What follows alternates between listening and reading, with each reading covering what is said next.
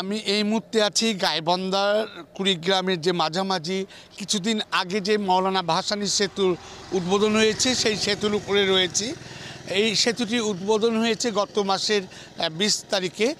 তারপর থেকে কিন্তু এই ব্রিজে সন্ধ্যার পরে যে লাইট পোস্টগুলো ছিল সেই লাইট পোস্টগুলোতে আলো জ্বলার কথা ছিল, কিন্তু এখানে চোর এই উদ্বোধনের আগেই এই তার চুরি করার কারণে এই সেতুতে প্রায় 2.5 কিলোমিটার এলাকা জুড়ে যে ব্রিজটি রয়েছে সেই ব্রিজে কিন্তু আপনার আলো জ্বলেনি।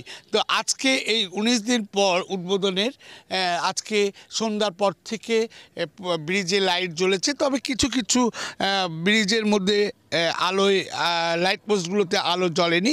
আমি যদি আপনাকে দেখাই যে এটা দেখাচ্ছি আমি, এটা হলো কুড়িগ্রামের দিকে চিলমারির যে যে পৌঁছেছে ব্রিজের মাথা, সেটা সেই জায়গাগুলোতে। এই যেহেতু এই ব্রিজটি 2.5 কিলোমিটার এলাকা জুড়ে অবস্থিত, এখানে আমি যদি দেখাই এখানে কিন্তু সন্ধ্যার পর থেকে কিন্তু মানুষজন, ছেলে, স্বামী স্ত্রী, পরিবার পরিজন নিয়ে তারা কিন্তু আসছে এবং এই ব্রিজে আপনার এসে তারা কিন্তু আপনার হচ্ছে ছবি তুলছে, বসে সময় পার করছে এবং আনন্দে তারা আত্মহারা অনেকের সাথে কথা বলেছি, যেটা জানতে পেরেছিলাম। তো আমি এখন একজনের সাথে কথা বলবো। আমি জানতে চাই যে আসলে কি অবস্থা এই ব্রিজের।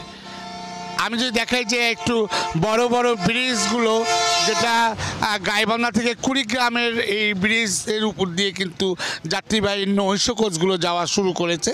আমি এখন একজনের সাথে কথা বলবো। আমি জানতে চাই যে আসলে ব্রিজটা চালু হওয়ার পরে কি অবস্থা, আজকে লাইট জ্বলেছে, কেমন লাগছে আপনার? আসসালামু আলাইকুম। আমাদের এই গাইবান্ধা বনাম কুড়িগ্রাম যে মধ্যস্থল, যে আমাদের এই যে মাওলানা ভাসানী তিস্তা সেতু, এটা হয়ে আমাদের দুপারের মানুষের চলাচল অনেক সুগম হয়েছে এবং সেই সাথে আমরা প্রতিনিয়ত দেখা যায় মাঝে মাঝে আমরা আসি এখানে ঘুরতে। আমাদের অনুভূতিটা অন্যরকম, এক মানে বিস্ময়কর, মানে এটা আসলে কখনো কখনো স্বপ্নের মতোই মনে হয়।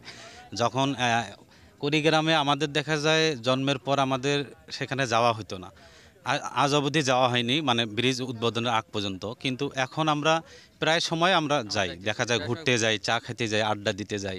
এটা আমাদের অনুভূতির এক ছোঁয়া।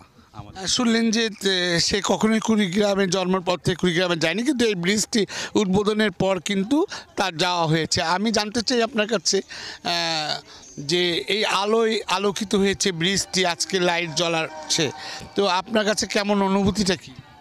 খুব ভালো লাগছে, যা ভাষায় প্রকাশ করতে পারছি না। কারণ ব্রিজ উদ্বোধনের দিন থেকে এই 18-20 দিনের মাঝে যে অন্ধকার ছিল, আমরা যা আসছিলাম, আসলে আমাদের যে এত টাকা দিয়ে এই ব্রিজটা করলো বা আমাদের স্বপ্ন এতদিনের এই অন্ধকার থাকবে, এটা আসলে আমাদের মনে কেমন ছিল। আজ আলো দেখতে পেরে আসলে খুবই খুবই আনন্দিত আমরা, যেন এইরকম থাকে, সব সময় যেন থাকে এরকম। শুনলেন যে সে বলছে যে আসলে তারা আনন্দিত, এটার জন্য ব্রিজের মধ্যে আলো সবসময় বজায় থাকে, এটা তারা মনে করছে। তো এটা গাইবান্ধার যে সুন্দরগঞ্জের উপজেলার এক পাশে হরিপুর আর এক পাশে কুড়িগ্রামের চিলমারি এলাকায় এই ব্রিজটিকে আপনার হচ্ছে সৌদি আরবের থেকে এটা তৈরি করা হয়েছে।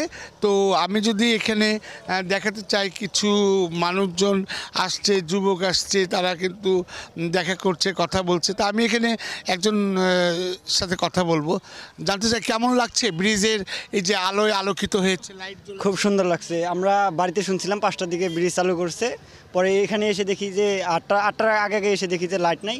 পরে এখানে যখন আমরা অটো নিয়ে আসলাম, লাইট জ্বলার পরে আমরা এখানে থেমেছি। এখন খুব সুন্দর লাগতেছে, সুন্দর উপভোগ করতেছি ব্রিজের লাইট।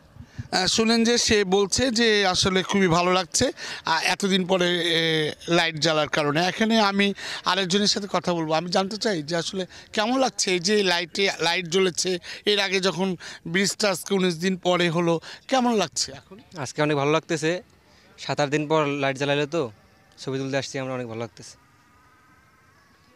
শুনলেন যে সে বলছে যে খুব ভালো লাগছে, এরকম অবস্থা। তো আমি জানাতে চাই যে এইটা হলো এই সেতুতে 1490 মিটার দৈর্ঘ্য এবং 9.60 মিটার প্রস্থ। সেতুর দুই পাশে লেন রয়েছে, আপনার হচ্ছে 2টি এবং স্প্যান রয়েছে 31টি। এবং এখানে আমি যেটা ঘুরে ঘুরে দেখতে পেরেছি যে এটা 2.5 কিলোমিটার এলাকা জুড়ে যে ব্রিজটি রয়েছে, এই ব্রিজের মধ্যে কিন্তু যতগুলো লাইট পোস্ট রয়েছে সেই লাইট পোস্টের তার চুরি করার কারণে এই 19 দিন কিন্তু বন্ধ ছিল।